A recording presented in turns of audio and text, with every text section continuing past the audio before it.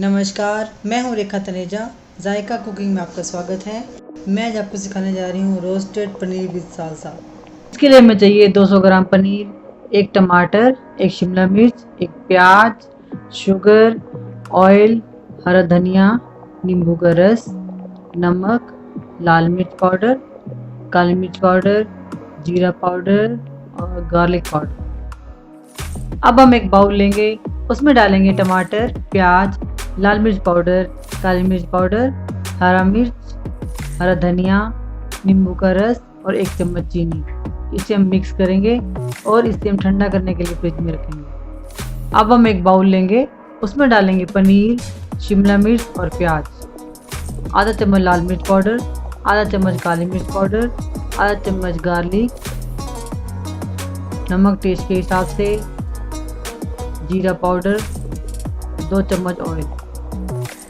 इसे मिक्स करेंगे और इसे 10 से 15 मिनट के लिए हम इसको फ्रिज में सेट होने के लिए रखेंगे। जो पनीर को मैरिनेट किया था उसे 10 से 15 मिनट हो गए हैं। अब हम एक ग्रिल पैन लेंगे, उस पर लगाएंगे थोड़ा सा ऑयल और इस पनीर को फैलाएंगे और उसे रोस्ट करेंगे। अब हम इसे तब तक रोस्ट करेंगे जब तक कि इसका कलर ब्राउन ना हो जाए। अगर आपके पास ग्रिल वाला माइक्रोवेव है तो आप इसे ग्रिल वाले माइक्रोवेव में भी रोस्ट कर सकते हैं।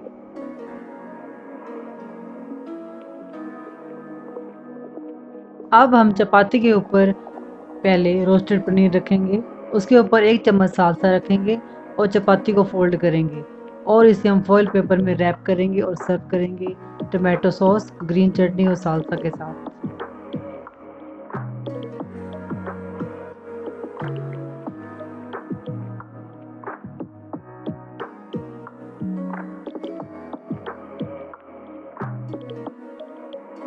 लीजिए, रोस्टेड पनीर विद सालसा हो गया है तैयार। आप इसे खाइए, बनाइए और अपने एक्सपीरियंस रेखा तनेजा के साथ शेयर कीजिए। Thank you for watching.